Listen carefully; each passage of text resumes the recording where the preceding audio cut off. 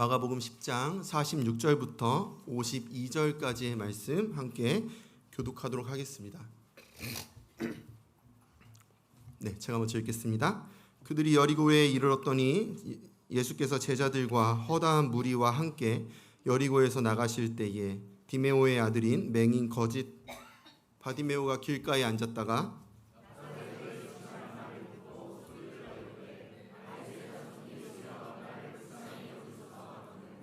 많은 사람이 꾸짖어 잠잠하라 하되 그가 더욱 크게 소리질러 이르되 다윗의 자손이여 나를 불쌍히 여기소서 하는지라.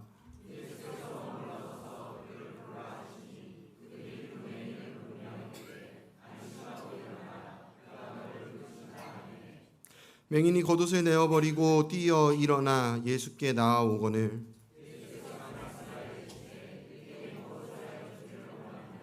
자 마지막 저 혼자 읽겠습니다. 눈으로 잘 따라와 주시면 감사하겠습니다. 예수께서 이르시되 가라 내 믿음이 너를 구원하였느니라 하시니 그가 곧 보게 되어 예수를 길에서 따르니라. 아멘. 잠시 기도합니다. 하나님, 비가 오는 가운데서도 우리를 이 자리 가운데 불러주신 것은 하나님께서 말씀하시고자 하는 그 하나님의 뜻과 계획이 있는 줄 우리가 압니다. 그 뜻을 따라 오늘도 주님의 말씀에 순종하길 원합니다.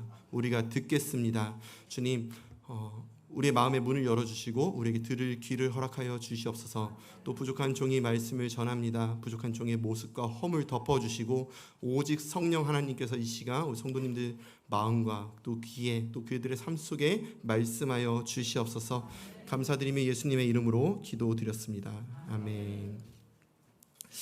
최근 서울 서초구에 있는 한 초등학교에서 신입교사 한 명이 극단적인 선택으로 생을 마감하면서 지금 교육계뿐만 아니라 온 나라가 시끄러운 상황인 것을 우리가 보고 있습니다. 많이 안타까운 상황인데요. 현재 많은 루머들이 난무하고 있고 또 가짜 뉴스들이 퍼지고 있는 이런 상황에서 아직 정확하게 사실 드러난 사실은 없습니다. 그래서 그 이유가 무엇인지는 알 수 없는 것입니다. 그러나 하나 분명한 사실이 있다면 이 여교사에게는 그 하루하루가 버텨내기가 참으로 쉽지 않았을 거라는 생각이 드는 것이죠. 자신의 목숨을 스스로 끊는 일입니다. 어지간해서는 이런 선택을 하기가 쉽지 않다라는 것입니다. 정말로 참다 그리고 버티다 마이크가 저는 너무 힘든데요. 이 소리가 하우링이 참으로 쉽지 어디까지 했죠? 네, 참다 그리고 버티다 안 되니까 끝내 이런 선택을 한 게 아닐까요? 우리 직장인들이 그 항상 자켓 속주머니 안에 가지고 다닌다는 게 있습니다. 우리 여자분들은 가방 속에 가지고 다닌다는 게 있어요. 뭔지 아세요? 1번 사직서, 2번 사직서, 3번 사직서, 5번, 6번, 100번까지 사직서. 뭐죠? 사직서를 항상 가슴에 품고 다니고 가방 안에 또 넣고 다닌다는 이야기들을 웃자고 하는 것이죠. 요즘에는 신용카드를 본인이 직접 디자인해서 가지고 다닐 수 있는 시대가 되었습니다. 어떤 사람이 신용카드를 쓰는 걸 본 적이 있는데 그 신용카드에 뭐라고 쓰여 있었냐면 사직서라고 쓰여져서 사용하는 것을 본 적이 있었습니다. 굉장히 재밌었는데요. 그러면서도 재밌으면서도 사실 웃기지만 슬픈 이야기이겠죠. 자, 그런데요. 사직서를 가슴에 품고 다닐지언정 정말 내실 수 있으시던가요? 이게 막 그냥 툭툭 내던지면 되는 그럴 수 있는 것인가요? 사실 아니죠. 늘 가슴에 품고 다니고 마음에는 하루에도 수백 번, 수천 번씩 자리를 박차고 일어나지만 그것은 상상으로 끝날 뿐이고 그렇게 하지 못하는 게 우리의 현실일 것입니다. 다시 말하면 스스로 목숨을 끊는 결정을 했다라는 사실은 그 당사자에게 있어서는 이 선택이 최선이었다라고 하는 굉장히 안타까운 사실인 것이죠. 우리는 너무나도 쉽게 자살을 거꾸로 하면 살자니까 자살하지 말고 살아보자라고 이야기를 합니다. 죽을 용기면 살겠다라는 말을 하죠. 그런데 정작 당사자는요. 그들은 당장 1시간 후를 그리고 내일을 살아낼 소망도 기대도 없는 거죠. 혹시 CRPS 증후군이라는 말 들어보셨나요? 복합 부위 통증 증후군이라는 말로 불리기도 하는데요. 이 팔과 다리에 강하게 외부 충격을 받았을 때 생길 수 있는 질병이라고 합니다. 사람의 고통의 단계를 16단계로 나눴을 때 뭐 예를 들면 뭐 삐끗해서 인대가 늘어났다거나 이런 것부터 시작해서 우리가 아픈 부분들 있잖아요. 생리통, 타박상, 출산 때의 고통, 심지어는 더 심하게는요 신체가 절단될 때의 고통, 또는 자결통이라고 해서 몸이 불에 탈 때의 고통, 뭐 이런 것들 다 해가지고 16단계로 나눴을 때 이 CRPS 증후군이라는 것은 인간이 느끼는 고통의 강도의 가운데 가장 높은 단계의 통증으로 꼽히는 인간 세상 최악의 고통이라고 하더라고요. 네. 이 병을 앓고 있는 환자들은요 바람만 불어도 옷깃만 스쳐도 그 통증이 그 칼로 몸을 긁어내는 것과 같고요, 또 몸이 불에 타는 것과 같은 통증을 느낀다라고 합니다. 우리는 그냥 간지럽잖아요, 그렇죠? 근데 우리와 전혀 완전 극과 극으로 다른 고통과 통증을 느낀다라는 거예요. 더 심각한 건 확실한 치료법조차 찾아내지 못하고 있고 없다라는 겁니다. 지금 없다라는 거예요. 자, 사진을 하나 보여주시겠습니까? 실제로 CRPS 증후군을 앓고 있는 사람인데요. 방송에 나왔던 분이신데요. 자, 이런 통증이 왔을 때 이렇게 말합니다. 진짜 이럴 때 다리 잘라버리고 싶다. 이게 최선인 거예요, 이 사람에게는. 아시죠? 그 막 이빨 통증이 오면 뭐 하고 싶으시죠? 뽑아버리고 싶으시잖아요. 그럼 끝나는 거잖아요. 네, 됐습니다. 자, 심하게는요 스스로 안락사를 시켜달라고 말을 한다라고 합니다. 굉장한 고통이죠. 얼마나 고통스러우면 이런 생각과 말을 할까요? 이런 사람들에게 자살은 거꾸로 하면 살자니 우리 한번 살아보자, 이게 통할까요? 죽을 용기면 살아야지 라고 하는 말이 통할까요? 절대 통하지 않을 것입니다. 저는 오늘 이 말씀을 준비하면서 바디메오라고 하는 사람을 보게 되었습니다. 바디메오라고 하는 이 인물이 모든 것이 포기되어지고 또 내일에 대한 소망이 없는 이런 인생을 살지 않았을까 오늘 본문을 묵상하면서 생각해 보게 되었습니다. 비록 CRPS와 같은 당장의 육체적 고통까지는 아니지만 또 그의 인생 또한 소망이 하나 없는 인생이었다는 것을 보면서 지금 이 시대를 살아가고 있는 우리의 모습들을 다시 한번 생각해 보게 된 것입니다. 그리고 오늘 말씀을 통해서 그 속에 하나님의 위로를 찾고 다시 한번 세상에서의 소망이 아닌 하나님 앞에서의 소망을 찾는 시간이 되기를 바라면서 오늘 말씀을 준비해 보게 되었습니다. 오늘 말씀 제목이 뭐냐면 피투성이라도 살아있으라 라고 하는 제목입니다. 말씀 제목이 좀 무시무시하죠. 제가 어쩌다 이제 제자랑 통화하다가 여기에 오늘 서게 되는 이야기를 했습니다. 그러면서 이제 기도를 부탁하게 되었는데요. 이 친구가 제목을 물어보더라고요. 그래서 제목을 물어봐서 제가 피투성이라도 살아있으라라고 하는 제목이야 라고 말했더니 막 웃으면서 목사님스럽네요 라고 얘기를 하는 거예요. 어제 제 아내에게도 얘기를 해줬습니다. 오늘 제목이 피투성이라도 살아있으라야. 그랬더니 저희 아내가 뭐라고 하는지 아세요? 나 내일 안 가면 안 될까? 라고 물어보더라고요. 그런데요, 이 제목이요 제가 지어낸 문구가 아니고요, 에스겔서 16장에 가시면 있는 말씀 그대로 제가 가지고 온 것입니다. 피투성이와 같은 모습으로 죄로 인해서 죽어가고 있는 이스라엘 백성들을요 하나님께서 긍휼히 여기시고 또 그들을 구원하시기로 작정하신 그 하나님이 이스라엘에게 주신 희망의 메시지가 바로 이 피투성이라도 살아있으라라고 하는 말씀이었습니다. 사랑하는 성도님들, 하루하루의 삶이 재미있으십니까? 막 내일이 기대되고 기다려지고 그러신가요?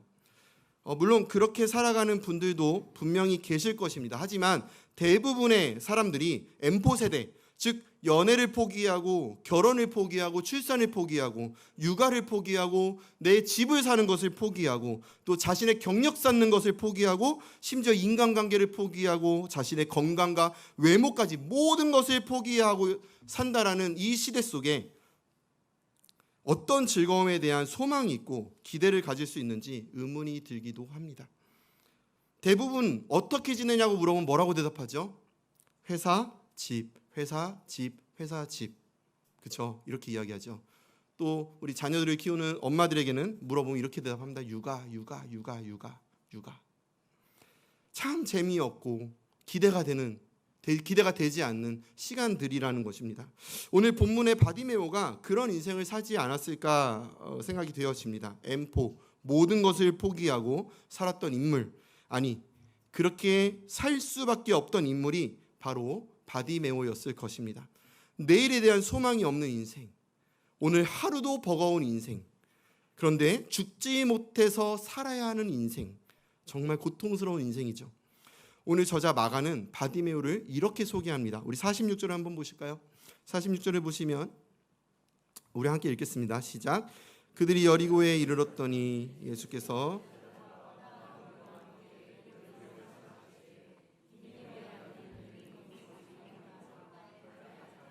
자, 바디메오를 소개하면서 다 네 가지를 이야기하는데요. 첫 번째는 디메오의 아들이라는 것입니다. 자, 디메오는 바디메오의 아버지인데요. 아버지의 이름이 기록되어져 있는 거예요.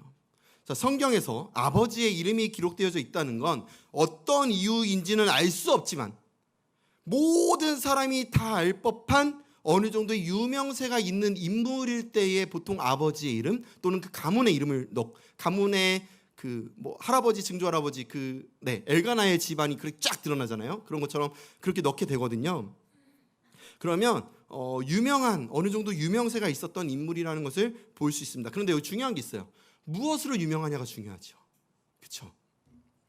좋은 것으로도 유명할 수 있지만 나쁜 것으로도 유명할 수 있다는 것입니다. 자, 이순신 장군, 여러분들에게는 좋은 이미지인가요? 나쁜 이미지인가요?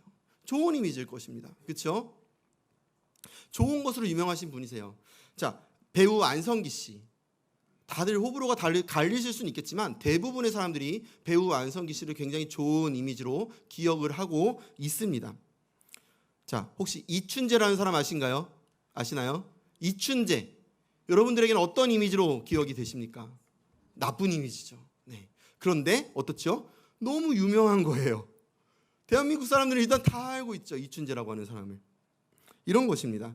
모두가 다 아는 사람들이지만 그러나 무엇으로 유명한 건지 분명히 나뉜다라는 것이죠. 금호동에도 유명한 사람 하나 있더라고요. 되게 날씬하고요. 긴 생머리에 짧은 치마를 입고 다니고 높은 힐을 신고 굉장히 아리따운 뒤태로 길거리를 활보하고 다니세요. 그런데 남자인 거예요. 보신 분들도 계실 거고 들으신 분들도 계실 겁니다. 유명하더라고요. 저도 실제로 보고 깜짝 놀랐습니다. 순간 이렇게 네, 깜짝 놀랐는데요. 여러분 조심하세요. 아무튼 정말 이해는 안 되지만 바디메오는 무엇으로 유명했을까요? 자, 이어서 바디메오가 어떤 사람이었는지를 쭉 이야기해 줍니다. 자, 첫 번째는 맹인이었다라는 것입니다. 맹인. 앞을 보지 못하는 장애를 가진 사람이었습니다. 성경에는 바디메오가 언제부터 맹인이었는지 기록되어 있지 않아서 우리는 알 수 없습니다만, 그러나 분명한 건 바디메오의 하루하루는 장애인의 삶으로서 굉장히 불편하고 불행한 하루하루의 삶을 살아가고 있었을 거라는 것이죠. 우리가 수련회 가면 공동체 훈련 하잖아요. 한 번쯤 해보셨을 텐데 둘씩 짝을 지어서 한 명은 눈을 가리고 한 명은 박수치고 따라오게 하는 그런 공동체 훈련, 그런 시간들을 가져보신 분들이 계실 거예요. 저도 한번 해본 적이 있는데요. 분명히 눈을 가리기 전에 다 봤던 길이고 다 아는 길인데요. 딱 눈을 가리고 나서 박수 소리를 들으니까 쉽게 한 걸음 한 걸음이 띄어지지가 않는 거예요. 앞에 구덩이가 있지 않을까? 작은 돌덩이가 있어서 발목이 삐끗하진 않을까? 어디 개똥이 있진 않을까? 지금 이 파트너가 장난치고 있는 건 아닐까? 나를 이상한 데로 데려가는 건 아닐까? 별의별 의심이 다 들더라고요. 불편한 거죠. 장님의 인생이. 그런데 만약에 심지어 혹시라도 바디메오가 태어날 때부터 맹인이었다면요. 그런 생각 해보셨나요? 태어날 때부터 맹인인 사람이 빨간색을 얘기하면 알까요? 파란색을 얘기하면 알까요? 우리는 푸른 바다를 보면서 감동을 받지만 그에게 푸른 바다를 얘기하면 알까요? 파란 하늘 무슨 느낌인지 알까요? 봄이 되면 푸르르고 가을이 되면 알록달록하고 또 겨울에는 하얗고 이게 어떤 건지 알 수 있을까요? 자신의 얼굴을 아무리 설명해 줘도 이해할 수 있을까요? 알지 못하는데 무슨 기대와 소망이 있을까요? 무슨 재미가 있을까요? 알아야 재미가 있죠. 자, 우리가 그럴 일은 없겠지만 만약에 내일 우리 교회 모든 성도님들 전체 다 같이 여름 수양회로 인도네시아 발리로 떠난다고 한번 생각해 보겠습니다. 담임 목사님은 안 계실 거고요. 태국에 계실 겁니다. 네, 담임 목사 없이 우리끼리 늘 가는 거예요. 자, 발리로 가는 거예요. 여러분 어떠시겠어요? 슬프세요? 우울하세요? 기쁘시겠죠. 기다려지시지 않으시겠어요? 왜요? 가서 좋은 것을 볼 수 있으니까요. 그러지 않으시겠습니까?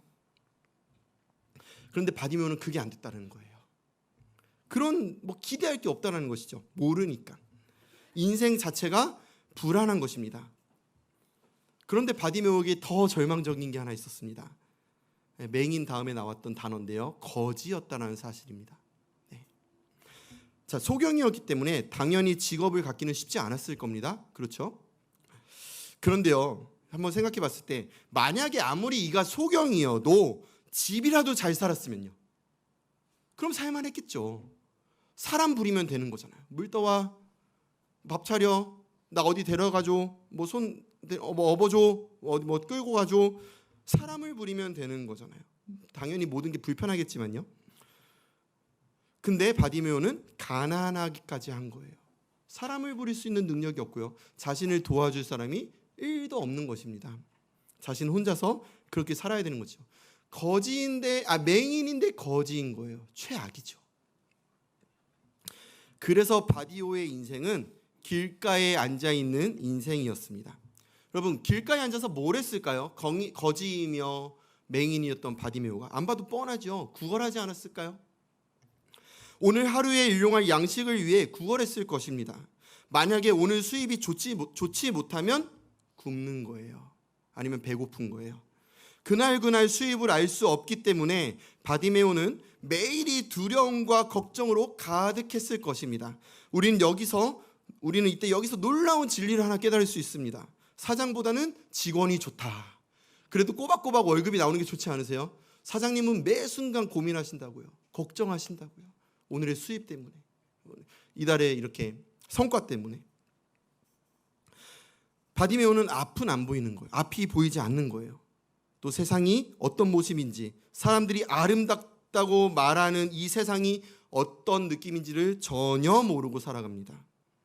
세상에 대한 감동도 없고 기대가 없는 인생인 것입니다. 그런데 그뿐만이 아니었습니다. 더 안타까운 사실이 있습니다. 바디메오를 바라보는 사람들의 시선이었는데요. 당시 율법 중심으로 살았던 유대인들에게 가지고 있었던 일반적인 생각이 있었는데요. 자, 신명기 28장 20절입니다. 신명기 28장 20절. 자, 우리 한번 읽어보겠습니다. 시작. 내가 악을 행하여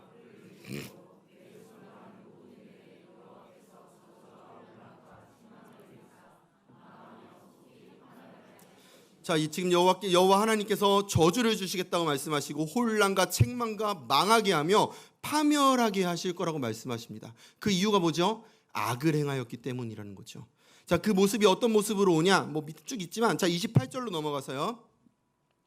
자, 우리 함께 읽겠습니다. 시작. 여호와께서 또 너를 미치는 것과 눈머는 것과 정신병으로 치시리니. 자, 그렇게 되는 여러 가지 벌 중에 뭐가 있냐면 눈머는 것이 있다라는 거예요. 악을 행하였기 때문에 여호와께서 저주를 부으시고 혼란하게 하시고 책망을 주시는데, 그 모습이 어떤 모습으로 나타나냐? 맹인으로 나타난다라는 것이죠. 죄로 인해서 눈이 멀어버렸다라는 사상을 가지고 살아가는 거예요. 자, 시편 37편 25절도 한번 보겠습니다. 자, 읽겠습니다. 시작. 내가 어려서부터 늙기까지 의인이 버림을 당하거나. 자, 의인이 버림을 당하거나 그의 자손이 걸식함을 보지 못하였다. 자, 의인이었다면 걸식할 일이 없다라는 것입니다. 의인이었다면 굶을 일이 없다라는 거예요. 반대로 말하면 악인이기 때문에 굶는다는 거죠. 다시 말하면 죄인이기 때문에 가난하다라는 것입니다. 이때 이것들이 이 유대인들이 가지고 있던 사상이었습니다. 그래서 당시에 새로운 언약의 공동체라고 불렸던 그 쿰남 공동체라고 하는 사람들, 그 공동체 안에서는요, 육체의 결함을 가진 자들은 그들의 회중에 들지 못할 것이라고 말합니다. 같이 예배드리러 저 문 안으로 들어오지도 못할 뿐만 아니라 함께 예배드리기도 싫다라는 거예요. 그런 것들이 율법과 같은 규칙 안에 정해져 있었다고 합니다. 육체의 결함을 가진 자들, 손이 마비된 사람, 또는 지체장애인, 시각장애인, 청각장애인, 또는 농아인, 또는 눈에 보일 정도로 몸에 무슨 신체 흠이 있는 사람. 저 어렸을 때 친구 중에 이렇게 얼굴에 이렇게 반점 같은 게 이렇게 크게 있었던 친구가 있었는데요. 많이들 무시했었어요. 너무 좋은 친구고 일반적인 정상적인 친구인데요. 그냥 외모가 그렇다는 것만으로도 놀림을 당했었죠. 그런 모습을 지금 보고 있는 것입니다. 왜냐하면 그들의 모습이 뭐죠? 죄의 결과라고 여겨졌기 때문인 것이죠. 바디메오를 바라보는 사람들의 시선은 바디메오가 하나님께 범죄했기 때문에 저렇게 된 거야 라는 시선이었다라는 거예요. 다시 말하면 바디메오는 지금 그 꼴을 당하고 사는 게 맞아 라는 일반적인 생각이었다는 것입니다. 앞을 못 보는 것도 서럽고 가난한 것도 힘들고 억울한데요, 사람들마저 내 편이 하나도 없는 거예요. 이게 바디메오의 인생인 것이죠. 우리 한번 생각해 볼게요. 그런 생각을 가지고 있는 사람들에게 바디메오가 국률함을 입었다면 얼마나 입을 수 있었을까요? 또 도움을 받았다면 얼마나 받을 수 있었을까요? 아마도 매일매일이 두려움과의 싸움이며 나 홀로 버팀의 싸움이었을 것입니다. 자, 그러던 어느 날 길가에서 여전히 구걸을 하고 있는데 평소와는 전혀 다른 분위기가 이 오감을 통해서 느껴지는 거예요. 소리를 통해서 느껴지고요. 그래서 사람들에게 묻습니다. 무슨 일이 있냐라고 물어보니 사람들이 알려주는 거죠. 나사렛 예수가 지나가고 있다라고 말하는 겁니다. 그 소리를 듣자마자 바디메오가 즉각적으로 반응합니다. 자, 47절인데요. 자, 읽겠습니다. 시작. 나사렛 예수시란 말을 듣고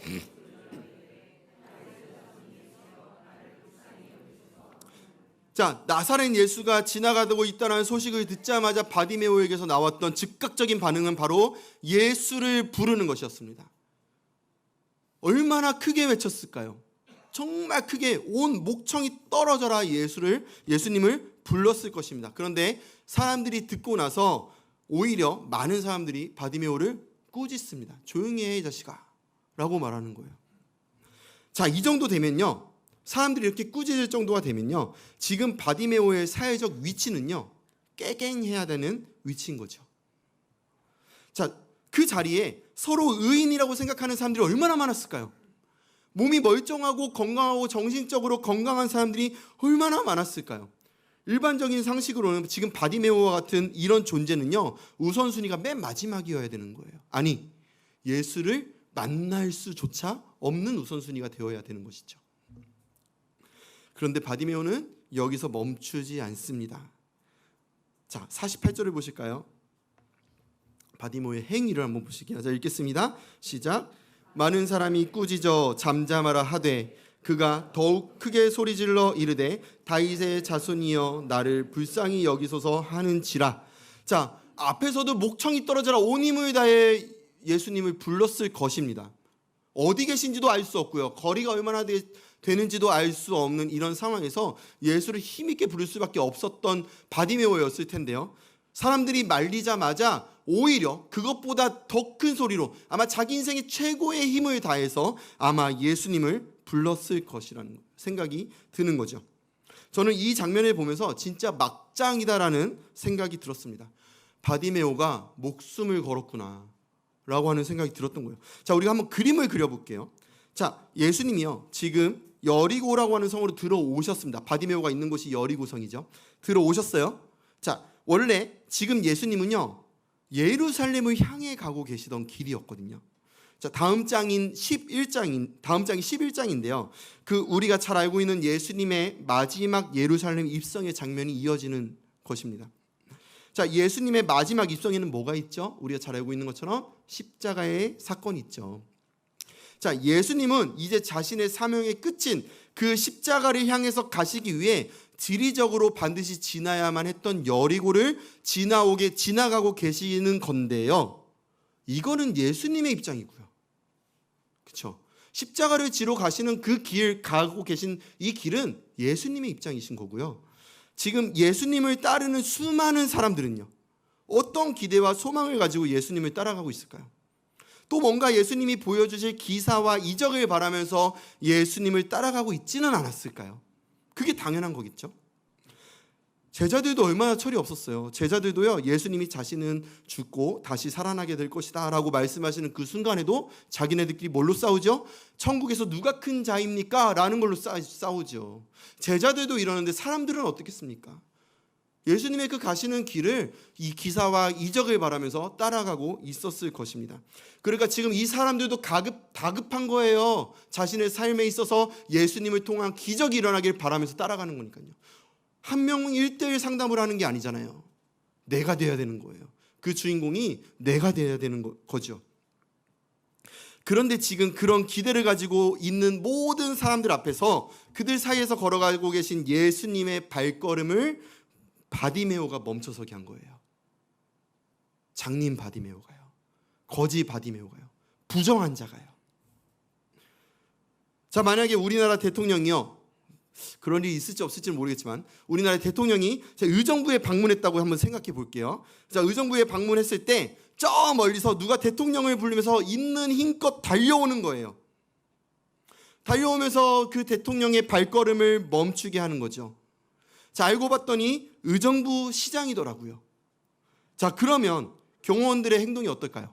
그 의정부 시장을 막 맞고 때리고 못 오게 막 팔 꺾고 헤드락 걸고 업어치기 하고 막 이럴까요? 아니죠. 대통령이 갈 수 있도록 길을 안내하겠죠. 그렇지 않겠어요? 근데 만약에 그게 전창경이에요. 이 얼굴로 막 달려가서 막 이러면 경호원이 어떻게 할까요? 맞아 죽겠죠. 네. 막을 거고 업어칠 거고 팔을 꺾고 연행해 갈 겁니다. 그리고 뉴스에 나올 거예요. 저도 유명해질 겁니다. 뉴스에 나올 겁니다. 만약에 예수님을 불렀던 사람이 그곳의 유명한 랍비였다라든지 종교 지도자였다면 그들이 예수님을 부를 때 조용히 하라고 꾸짖는 사람이 있었을까요? 당연히 없었겠죠. 지금 이 사람들 입장에는요, 바디메오는요, 예수님을 불러서도 안 되고 예수님의 발걸음을 멈춰서도 안 될 뿐만 아니라 그 자리에 나타나서도 안 되는 입장이었다라는 것입니다. 그런데 바디메오는 어떻게 하냐면 오히려 더 큰 소리로 예수님을 부르는 거죠. 그래서 제가 목숨을 건 막장이구나라고 하는 생각이 들었다는 겁니다. 자, 그런데 예수님이요, 그 소리에 멈춰 서십니다. 그리고 그를 불러오라고 말씀하십니다. 자, 이때 바디메오가 어떻게 행동하는지 볼게요. 50절이요. 자, 50절 읽겠습니다. 시작. 맹인이 겉옷을 내버리고 뛰어 일어나 예수께 나아오거늘. 자, 지금 예수님의 부르심을 입은 바디메오의 반응이 나타나 있는데요. 겉옷을 내어버리고 뛰어 일어났다고 말하고 있습니다.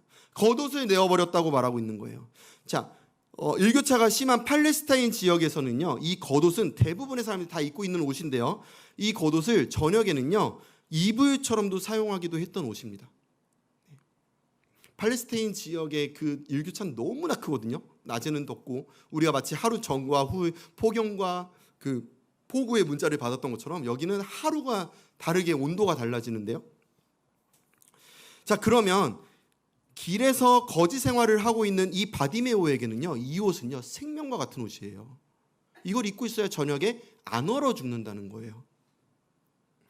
근데 바디메오는 이 옷을 벗어 던져버리고 예수님께로 갔다라는 것이죠. 자, 벗어 던져버린 이 옷을요 다시는 못 찾을 수도 있는 것입니다. 이 옷을 벗어 던지고 예수님을 향해 갔기 때문에 수많은 사람들 사이에서 이 옷이 사라질 수도 있는 거예요. 예수님을 만나고 돌아와서 이 옷이 없으면 그는 얼어 죽을 수도 있는 처지를 당할 수도 있는 것이죠. 그렇다고 바디메오가 이 옷을 다시 사입을 수 있는 형편도 아니잖아요. 그런데 바디메오는 그 옷을 내버리고 예수님을 향해 나아갔던 것입니다. 상관없다라는 거예요. 예수님이 부르셨기 때문에. 무슨 믿음인지는 모르겠지만 어쨌든 아주 담대한 믿음으로 자신의 그 생명과 같은 옷을 벗어 던져버리고 예수님께로 갔습니다. 자, 예수님께로 오니 예수님께서 바디메오에게 물으십니다. 내게 무엇을 하여 주기를 원하느냐? 바디메오가 대답합니다. 주여, 선생님, 내가 보기를 원합니다. 그 말에 예수님이 말씀하시죠. 내 믿음이 너를 구원하였느니라. 예수님께서 눈을 뜨라고 말씀하지 않으셨어요. 내 믿음이 너를 구원하였다. 그렇게 말씀하신 다음에 어떻게 되죠? 자, 52절을 함께 보겠습니다. 함께 읽겠습니다. 시작. 예수께서 이르시되 가라 내 믿음이 너를 구원하였느니라 하시니 그가 곧 보게 되어 예수를 귀에서 따르니라. 자, 먼저는 당연히 보게 되었습니다. 맹인이었던 바디메오가 눈을 뜨게 되었다라는 것입니다. 실제로 보게 되었다라는 것입니다. 일생의 장님이라고 하는 인생에서 벗어난 거예요. 장님이라고 하는 인생에서 구원받은 것입니다. 그런데요, 예수님이 말씀하시는 구원은요, 단순하게 눈을 뜨는 데서 그치는 구원이 아니었다라는 거예요. 장님이 눈을 뜨는 차원을 넘어서는 구원이었다라는 것입니다. 자, 52절의 마지막을 다시 한번 읽어볼까요? 52절의 마지막. 자, 노란 글씨만 읽겠습니다. 시작. 그가 곧 보게 되어 예수를 길에서 따르니라. 할렐루야. 아멘. 어떤 자가 되었냐면 진짜 구원을 받은 것이죠. 예수님을 따르는 자가 되었다라는 사실입니다. 아까 바디메오가 어디서 구걸하고 있었는지 기억하시나요? 길에서 구걸하고 있었습니다. 바디메오는 길에서 구걸하던 자였습니다. 길에서 구걸하던 자가 길에서 예수를 따르는 자로 바뀌어버린 것입니다. 그의 인생과 그의 신분과 상황이 바뀌어버린 것입니다. 영원한 천국을 소망하는 그 뭔가 기대도 없고 인생의 막바지의 끝에서 정말 소망도 없고 즐거움도 없이 살아가던 바디메오 인생이 예수를 만나고 길에서 예수를 따르며 천국을 소망하고 인생 속에 가져보지 못했던 소망과 기대를 가져보는 인생으로 바뀌어버렸다는 거예요. 그렇다면 우리가 생각해 봐야 할 문제가 하나 있습니다. 바디메오가 오늘 예수님을 만나고 눈을 뜨는 구원을 얻고 더 나아가서 영원한 생명을 소망하고 그것을 얻게 된 가장 큰 이유가 어디 있을까요? 바로 오늘까지 살아 있었다라는 사실 아닐까요? 예수님을 만나는 이날까지 맹인으로 그리고 거지로 살아가면서 더 나아가서 하나님께 죄를 지어 저주받은 인생이라는 오명을 쓰고 살아가면서 소망이 없고 매일같이 답답하고 두렵고 무섭고 외로운 인생을 살아왔지만 그 인생을 스스로 포기하지 않고 또 끊어내지 않고 끝까지 버텨내며 여기까지 왔기 때문이라는 것입니다. 바디메오는 그 인생을 버텨냈기 때문에 예수님을 만날 수 있었던 것입니다. 우리는 참으로 하루하루가 소망이 없고 답답하고 그런 두려움으로 가득한 시간들을 살아가고 있습니다. TV만 켜면 한숨이 나오는 소식들로 너무나 가득합니다. 경제적으로는 또 왜 이렇게 어려운지 모르겠습니다. 전세 대출까지 포함하면요, OECD 국가 중에서 우리 대한민국이 가계부채, 개인 가계부채가 1위라고 하더라고요. 빚속에 살아가시는 거세요. 월급은 안 오르는데 물가와 금리만 치솟고 있습니다. 권고사직의 연령대가요 40대로 줄어들었습니다. 40대로 접어들었습니다. 위로는 못 올라가는데 밑에서는 하루가 빠르게 치고 올라오는 거예요. 정치는 왜 이렇게 매일같이 하루가 멀다고 싸우죠? 그뿐만이 아니죠. 사회 윤리 도덕은 다 무너졌습니다. 내 자녀와 손자, 손녀들은 이런 시대 속에 MZ세대라는 이름으로 성장하고 있습니다. 말이 좋아 MZ세대죠. 옳고 그름의 기준도 없이 내가 좋은 대로 내 멋대로 살아가는 세대 아닌가요? 마치 사사시대와 같은 이 시대를 살아가고 있는 것입니다. 또 내 몸은 왜 이렇게 아픈지 모르겠습니다. 내 자녀가 내 마음처럼 자라주지를 않습니다. 특히 딸을 키우시는 부모님들 정말 얼마나 걱정이 많으십니까? 사람들은 자신의 유익을 따라서 나를 찾습니다. 자신의 유익을 따라서 나를 친구 삼고 자신의 유익과 멀어지면 나를 버립니다. 돈 때문이라면 부모, 형제, 자식 없습니다. 모든 게 좌절할 일이고 모든 게 두려운 일들 뿐 아닙니까? 모든 게 포기하고 싶은 일들 뿐 아닙니까? 그럼에도 불구하고 하나님은 성경 곳곳의 말씀들을 통해서 우리에게 포기하지 말라고 말씀해주고 계십니다. 에스겔서 16장에 하나님은요, 피투성이라도 살아있으라 라고 말씀하시면서 그 삶을 버텨내고 살아낸다면 하나님께서 친히 그 물로 그 피를 씻어 없애주시고 또 기름을 발라주시고 가죽신을 신겨주시고 모시로 덧입혀주시고 폐물로 채우시며 왕관을 씌워주신다고 말씀해주고 계십니다. 우리의 구원이 어디 있습니까? 바로 이 전쟁 같은 하루하루의 삶을 버텨내며 살아내며 있는 것입니다. 사랑하는 성도님들, 세상 사는 것 많이 힘드시죠? 힘내셨으면 좋겠습니다. 지금 나의 환경과 또 상황에 두려워하고 좌절하고 포기하기보다 우리의 삶을 인도하시는 그 하나님의 뜻을 바라보고 또 버텨내시면서 그리고 또 버텨내시면서 그렇게 승리하는 삶을 경험하셨으면 좋겠습니다. 우리가 버티며 살아낼 때 하나님은 반드시 우리에게 가장 좋은 것으로 갚아주시고 또 채워주시는 하나님이 되어주실 줄로 믿습니다. 아멘. 우리 말씀 생각하면서 우리 함께 찬양하고 기도하도록 하겠습니다.